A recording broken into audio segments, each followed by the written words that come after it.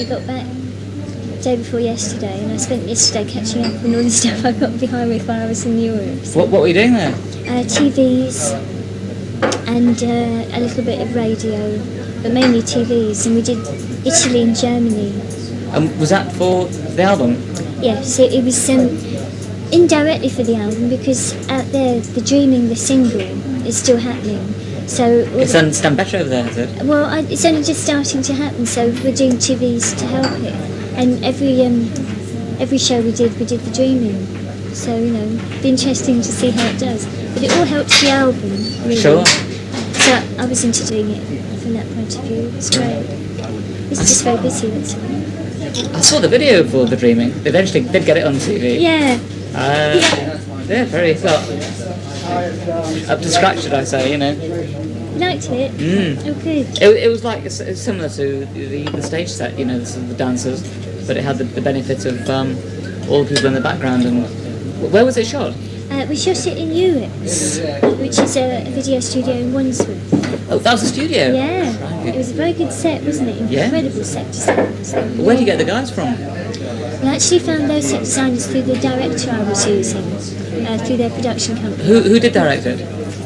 It was Golden Dawn Productions, a guy called Paul Henry. Yeah. And what's going to be the next single that you're working on? Well, we've done the video for the next one, which is There Goes a Tenor. Sorry? There Goes a Tenor.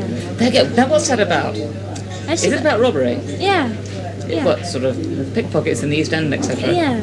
It's about amateur robbers who've only done small things, and this is like quite a big robbery that they've been planning for months. And when it actually starts happening, they start freaking out. They're really scared, and they're so aware of the fact that something could go wrong that they're just freaked out and paranoid and want to go home.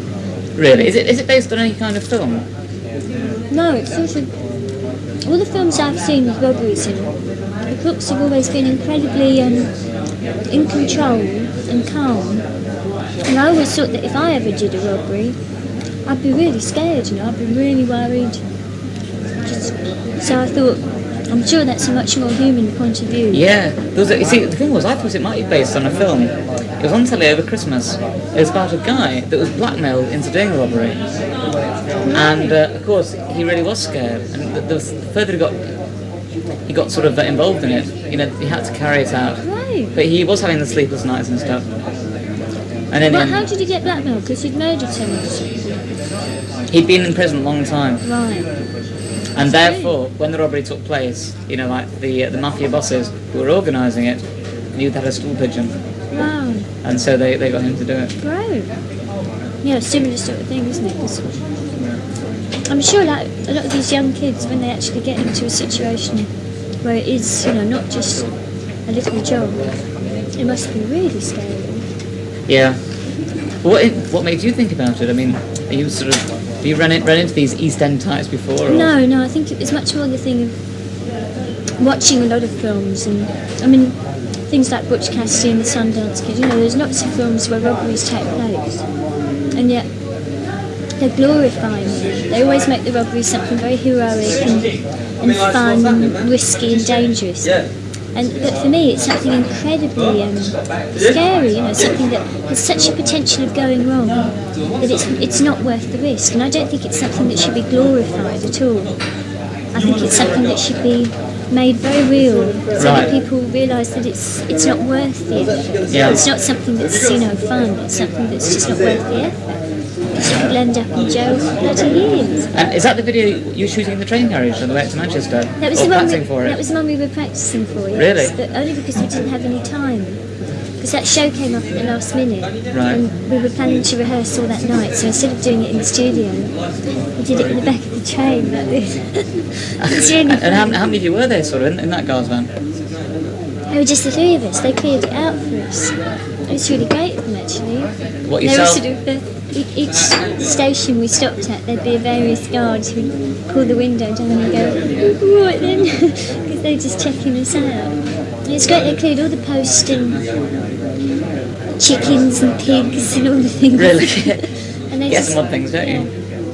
So it was completely empty carriage. It was beautiful. The only thing was we could hardly hear the tape recorder because the noise was so bad. Right. So we were more or less having to sort of keep checking that.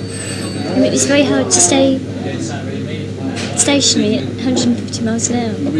And that kind of dance somehow can get incorporated to a film about a robbery. Yeah. That should be interesting. See, one of the bits in the song is all about waiting, and how, like the first time they're just waiting for something to go wrong. And the second time they're just like waiting for the guy to blow the safe up. Because when he blows it up, there's so much that could go wrong. And it's like a dance routine that's like based on waiting. And so it's like this sort of thing where it's like, you know, just all these ideas of people waiting.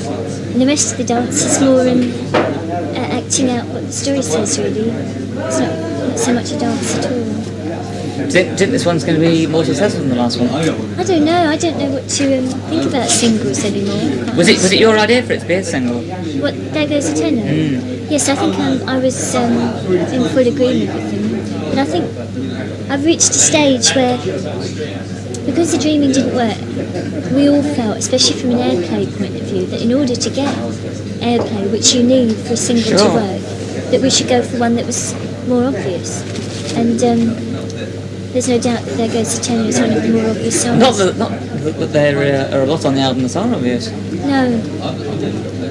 So we're just going for this and see what happens. I mean, it's quite a bold move to go into that kind of direction, particularly when you've been out of the limelight for a year or two. But yes, how sensible do you think it is? I mean, it's easily the least commercial stuff you've ever done this album. Yes. At a time when perhaps you should have been doing the most. Yes. You see, from my point of view, although I've been out of the limelight from the last album, all I was planning to do was make another album as quickly as I could. But as soon as I wrote the songs, I realised that it was very different. And all the time I do very much want to change my art. And I do actually think that the direction I'm going in is away from the commercial, or the obvious commercial. Sure.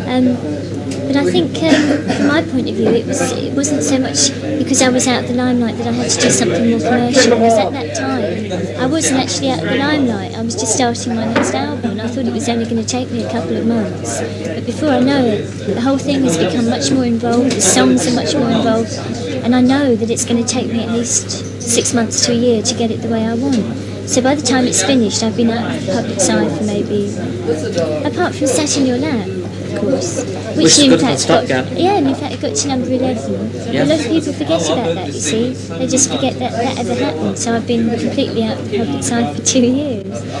Well, it's funny actually you should say Sat in Your Lap, because I mean, when that came out and all those drums, I thought, this is general. I thought, she's trying to cash in on the old Adamant tribal drum sounds. Yeah. You see, again, that was very annoying, because when I'd actually started getting that together, I mean, Adamant wasn't really happening as such. So, was Rolf Harris more of an influence even then? Things like Sunner Eyes? Yes, I mean, I've wanted to work with Rolf for like 2 or 3 years, because when I did the last album, I had an idea for doing a song all about Australia, which would have didgeridoos and all this sort of thing.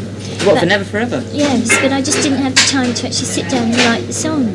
And the same with Houdini. I had lots of ideas about writing the song for Houdini, but I just didn't have the time to do it because I was actually making that album.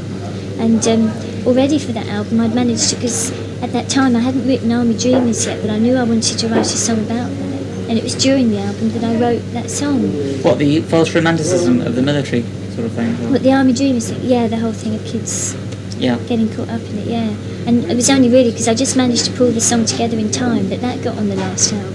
Right. But I really wanted to make that song a few years ago, but I'm sure if I had it wouldn't have sounded anything like it did on this album, so I'm glad that it waited, really. But I think a lot of the ideas for the stuff on this album have in fact been things I've wanted to do for years, but just haven't been ready for it or haven't had the time. Because the whole tribal and ethnic thing has really been happening within my family because of my brother Paddy for 10 years. And I mean, he's the one who's been gradually pulling me that way. I mean, even on the first album, there were a lot of unusual instruments hidden amongst the sort of arrangements, which were very much speaking from my side of things and my brother's. And I think gradually, each time I've done an album, I've got more control and therefore been able to portray a lot more of what I really mean to get across. Oh, I see. What's I mean, Houdini, it's a wild track, that Houdini. It certainly gets a little bit manic. Right. What's it about? It's all about Houdini from Mrs. Houdini's point of view. Sorry? Mrs. Houdini. The Houdini, the escape artist. That's right, he was married. Right. And his wife was actually quite involved with his whole life and his work.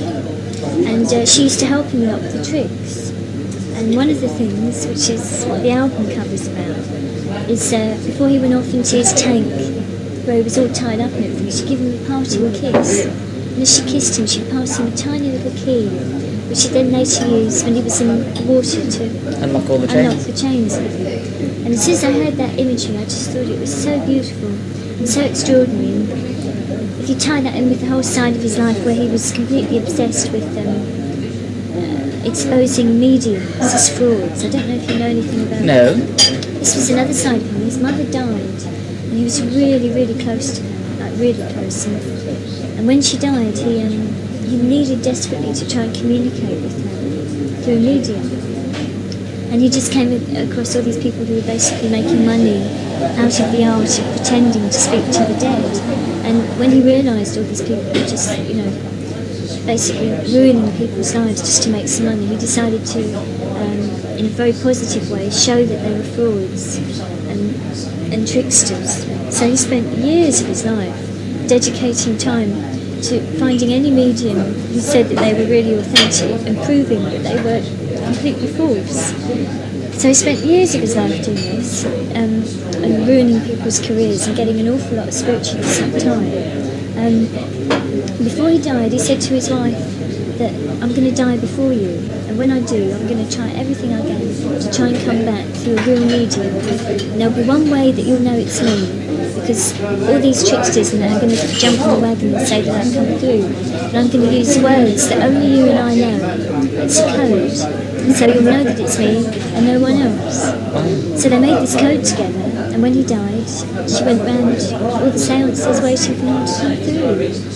And it's extraordinary, really, because the thing happened on 3 levels. Because apparently, when he first got his stage acts together, he was more into magic and the same kind of fraud. And he used to do things where he would pretend he was contacting the dead, and he would tell the audience his messages from their dead people, and it was all a trick. And then it happened to him through his mother, where they were all tricking him because he wanted to contact his mother. And then exactly the same thing happened to his wife after his death, when they were all trying to trick her that he had come through. And it's so extraordinary that really that whole link with him escaping chains and things, and then trying to escape death, and this weird sort of parallel of contact and frauds. It's just an incredibly extraordinary man and story. How did you get into all this? Just heard about it. I don't even remember how I first heard about the big thing of the exposing mediums. I mean, that was what started it, really, because it was such a strange story, the fact that he should be so obsessed with proving that they weren't real. And then I started hearing about how his wife was involved, because I didn't even know that he was married. And as soon as there was like an emotional contact, the fact that there was some woman who was really in love with him, who stuck with him through it all, it became a perfect angle to write from, really. Especially when you thought about that even when he was dead, she spent all her time trying to be with him. It's very strong stuff, I think. Yeah. Beautiful. And the credits on the album, there's 2 mentioned. There's Gordon Farrell. Who's that? He was my singing teacher. Really? Yeah. Years ago I used to go every week for his lessons, and really it was great because he gave me loads of confidence in singing, which is what I needed more than anything. And I just used to go to him half an hour a week. By the end of the year, I felt a lot more, really a lot more confident in myself as a singer. It worked wonders. And on Houdini, I don't know if you noticed at the end, but there are these, and that's him. Oh, I see. Yeah. It's great. And so you gave him mention from that point of view. Yeah, he sang on it. And what's the Rosabelle Believe bit? Wow. Well, that's actually the words that were the code between him and her. Between Houdini and his wife? Yeah. And they were the words that proved to her that it was him and only him. And why do you put Del Palmer's name next to that? Because he was the one who actually pretended to be him in the song. The idea in the song was that it was the voice of Houdini, perhaps coming from the other side, when in fact it was Del on the telephone. Oh, I see. Del played that part. He played that sort of It role. was on the end of a telephone. It's good. But Del's also the bass player on quite a few of the tracks. Yes, he is, yeah. Because the funny thing is, you got Jimmy Bain, right, who was in a mad sort of, he was in I think he was in Rainbow, then he's in Wild Horses. Wild Horses. He seems to play on all the crazier tracks. I think what I enjoyed again about this album, because each track has got a very different mood really, or groups of tracks have got different moods. Yeah. And it was nice to use people almost specifically for what they were very good at. I mean, I always think of Jimmy as being a really simple rock and roll bass player, which doesn't mean to be detrimental, because I think it's great actually. Because what those songs needed that he was on was a very simple, very driving bass that was just going to keep the whole thing going without being distracting or too full.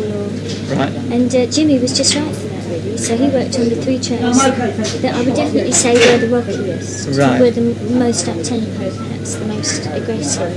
And did that have something to do with the fact that he'd with Wild Horses had a contract with EMI and he was still under... You see, I didn't even know he was with EMI. Really? I knew he was with Wild Horses, and I met him when I just bumped into Bill Linnott in a recording Really? When was that? This is at the Townhouse, and I was there to just look over the studio because that's where I wanted to work. And Phil was actually going to give me a weekend of his time that he wouldn't be using. So I just went in to check out with him that it would be okay. And he was doing a really far-out vocal at the time. Phil was? Yeah, it was really beautiful. And What, was this for his solo album or...? No, I think it was Thin Lizzy because the band were there with him. And Jimmy just happened to be there, and I just sat next to him. We were both going, oh, great voice, and I just happened to hear that he'd been involved in a couple of other things that I liked, so it was quite a coincidence. And it seemed just sort of right, really, to use him for the rockier tracks.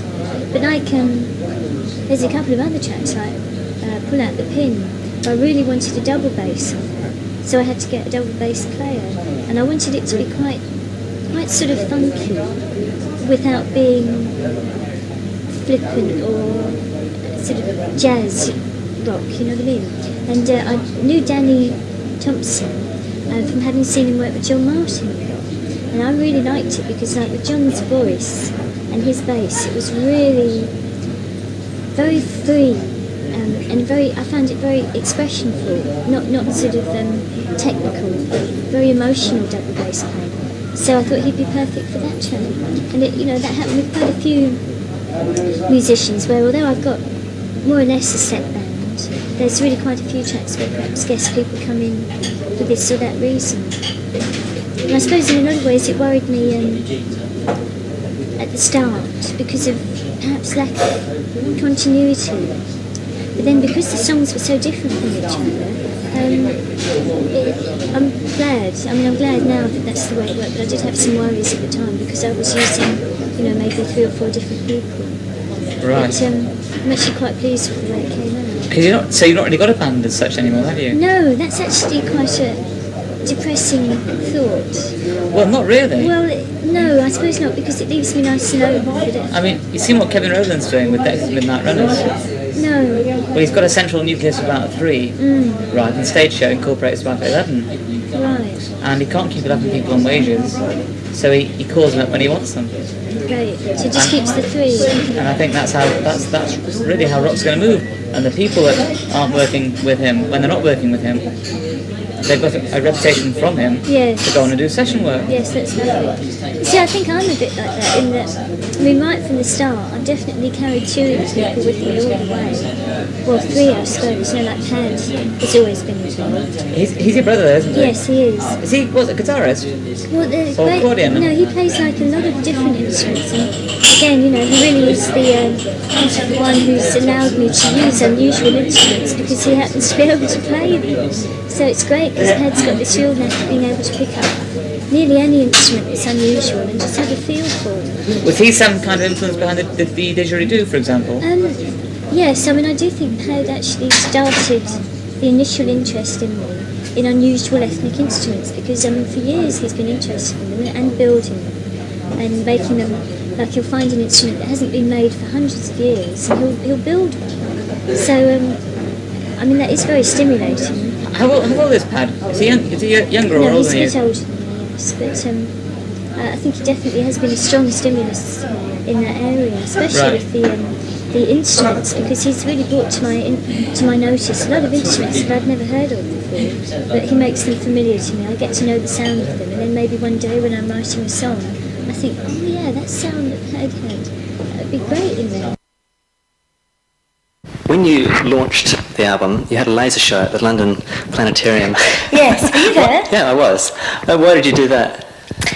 That was actually an idea of the record companies. They wanted to launch the album, which I was into, and I think it was their idea to use the laserium so that it would be something special. I thought what the guy did was incredibly impressive. I actually didn't realise that lasers could do quite so many different things. So you were in agreement with it? Yeah, it seemed like a good idea. Is The Hounds of Love, your new album, is that an exorcism, an exorcism for you, or not? An exorcism? In what way? Well, in way of getting something out of your system. I think every album is. Every song, in a way, is channeling or releasing a form of energy. So every song is really. But having done it now, do you feel content, as it were? Yes, I was very pleased when that album was finished. It took a long time and a lot of work. And I think for what we were trying to do, it's quite pleasing, yes. Right. Why is it split into two sections, like The Ninth Wave and The Hounds of Love? Well, one of the first ideas I had was to try a concept. I've, for some time, wanted to play with a piece of music that was more involved than, say, 3 to 5 minutes. And I had the idea a good few years ago, but I'd never really put it into action. So it was really the concept side that came first. And I was a bit worried that it wouldn't work. So until I'd written, say, 4 or 5 songs, I wouldn't really know if it was going to be successful. So I thought it was wise to just use one side of the album, so there'd be like half an hour to play with rather than going for an hour's worth. And the other side, I thought it would be nice to balance with 5 or 6 completely different songs, not linked in any way, that were perhaps more positive and up-tempo, so there was a nice balance between the two sides.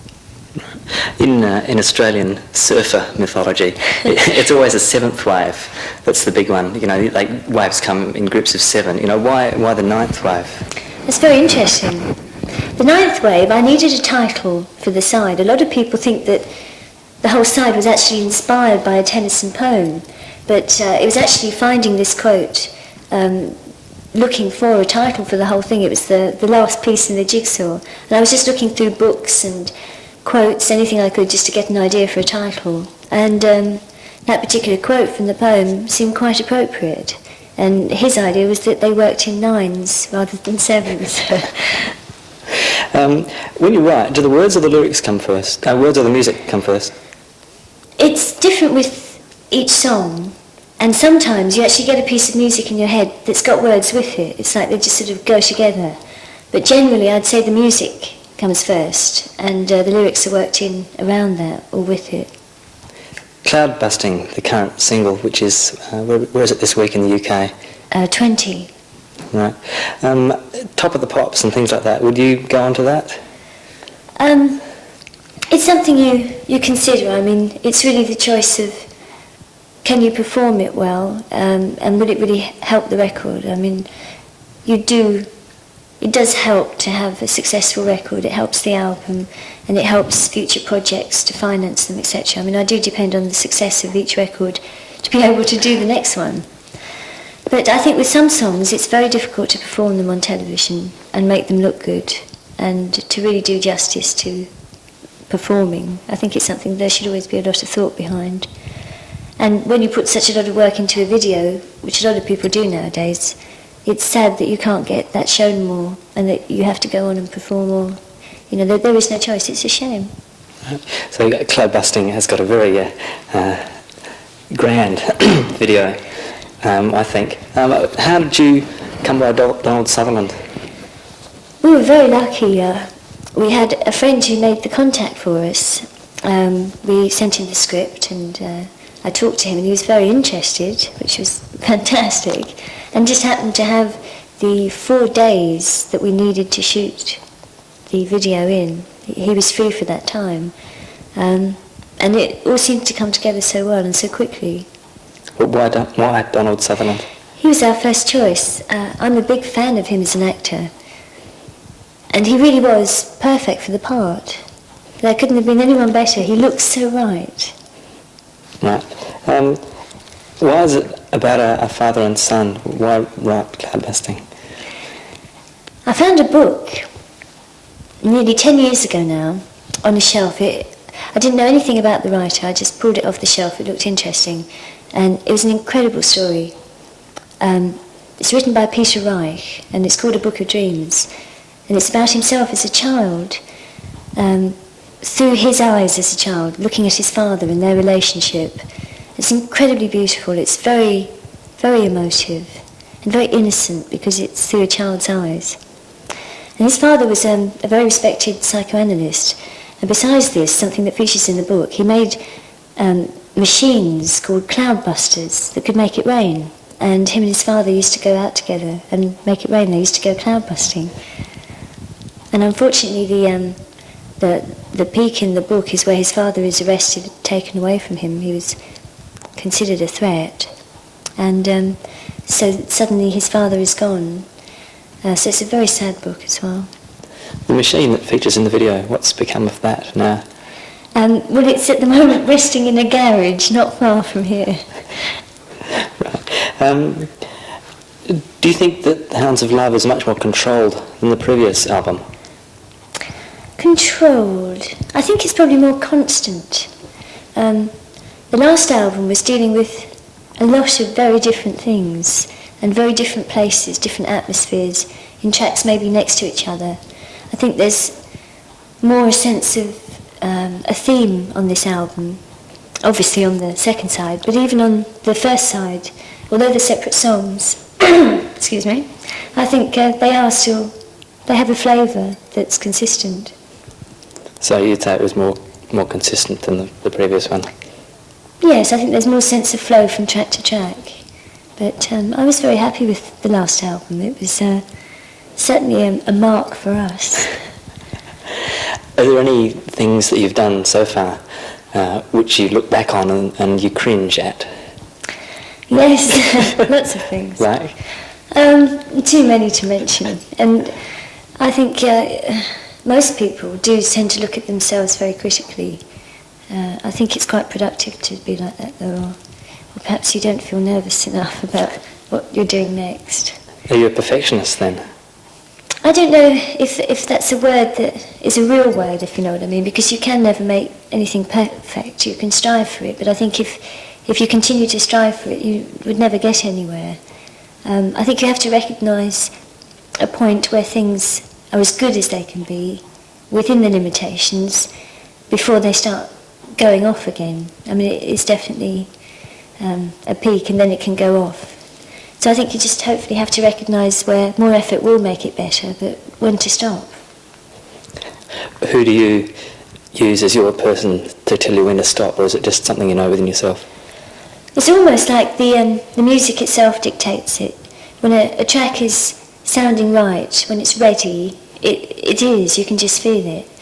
And then you mix it. That's when you sort of play with all the little raw edges, but you just know when everything's finished recording. With Running Up That Hill, the last single that's here in Britain and it's just happening in Australia, you mentioned the line, like, make a deal with God. I mean, what do you mean by that? Well, it's about a relationship between a man and a woman. They love each other very much, and the power of the relationship is something that gets in the way, creates insecurities.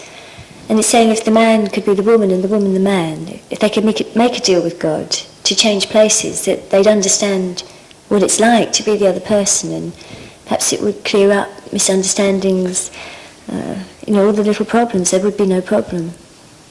A perfect world, then.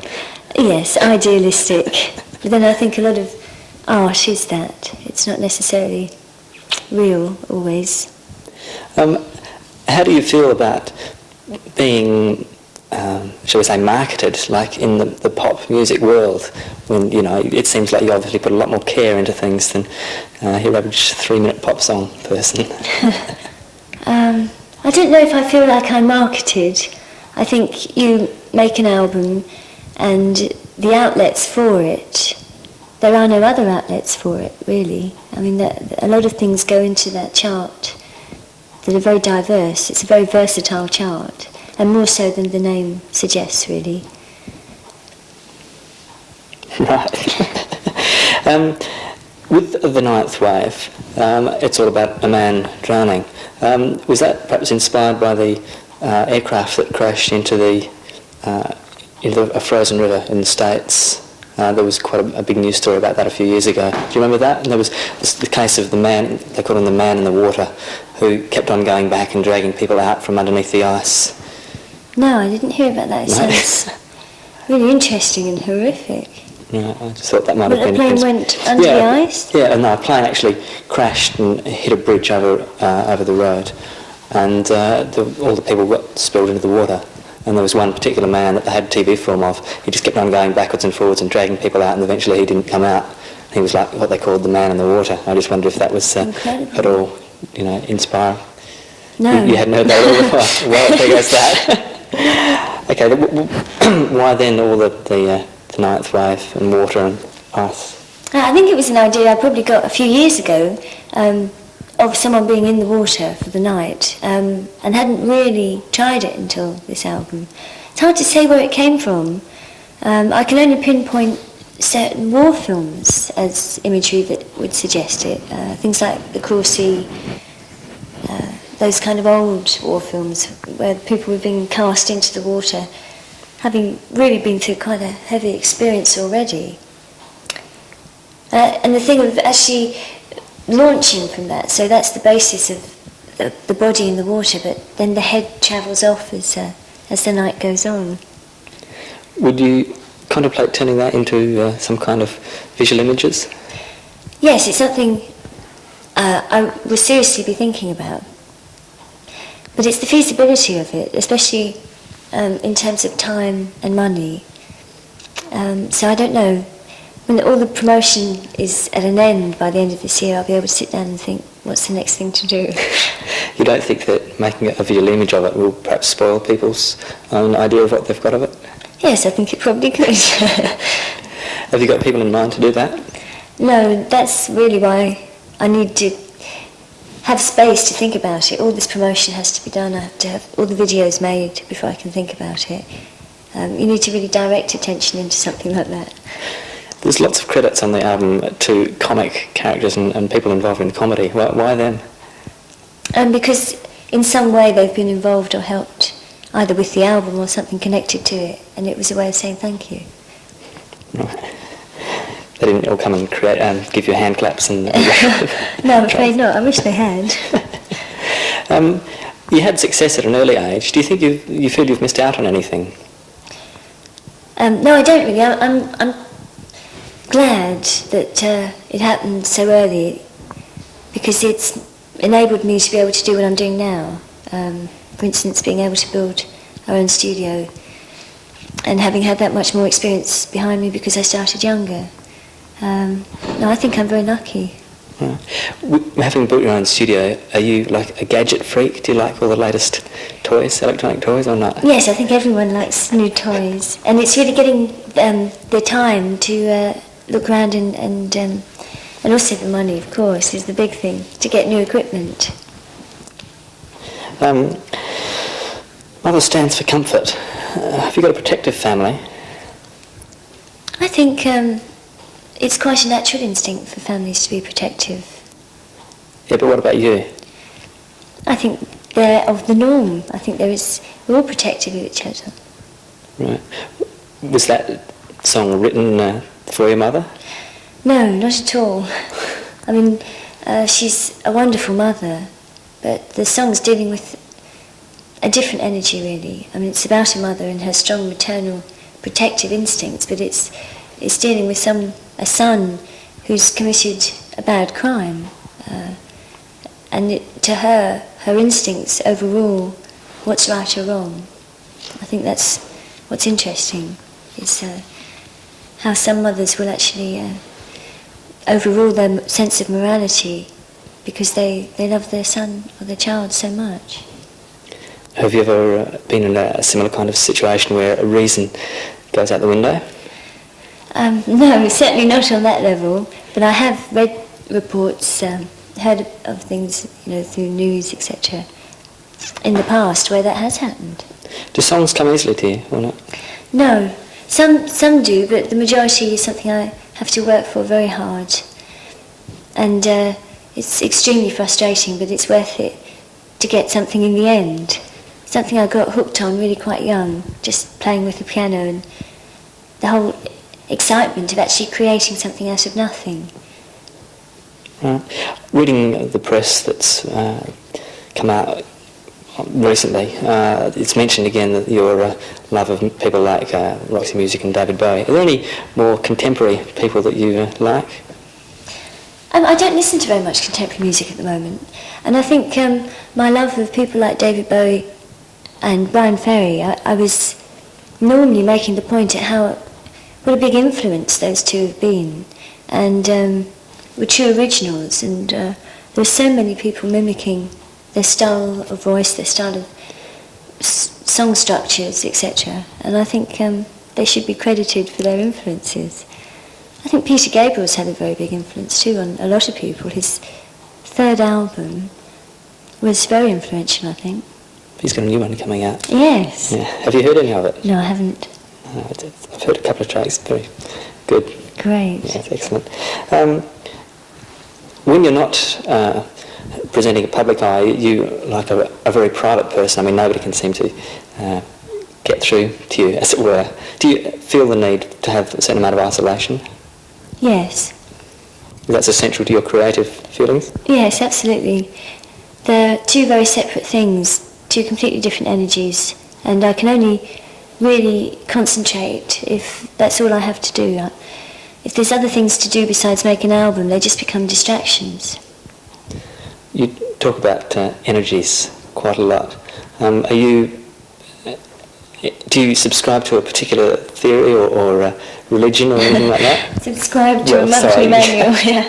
You know what I mean? No, I don't really, but I do think certain things help. Like I think trying to be positive about things is a very helpful thing. It can just stop you getting down, and to try and enjoy things if you can.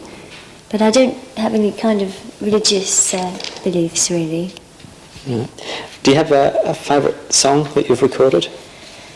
It's very much a love-hate relationship, I think any author has with the thing. But there are ones that you're always quite glad you managed to achieve, especially when they were difficult. I was quite pleased with Houdini and Breathing and Running Up That Hill. Right. Do you ever feel that you're going to run out of creative energy? I think if you feel that, you have to take a break, and I think quite often it's like a battery that needs charging up. As long as you keep the energy topped up, then you should be able to keep going. If somebody asked you to do a benefit concert, or if you'd been asked to do Live Aid, would you have done that? Yes, I would. I don't think there's anyone that would have said no unless they had a really important reason. But even though you hadn't actually performed live for a long, long time, you would have still done it? It's hard to say. I wasn't asked, but I would have said yes, I'm sure. Yeah. Okay, I think that's about it. One more thing, do you follow world affairs with what's going on? I don't follow it very... I can't think of a word. What's the word? Ooh. Oh. Avidly? Closely? Avidly is quite good. Yeah, I don't really have that much time. I watch the television, I catch the news, that's really all I get to see. I don't read newspapers, watch current affair programmes. Yeah. Okay, good, thank you.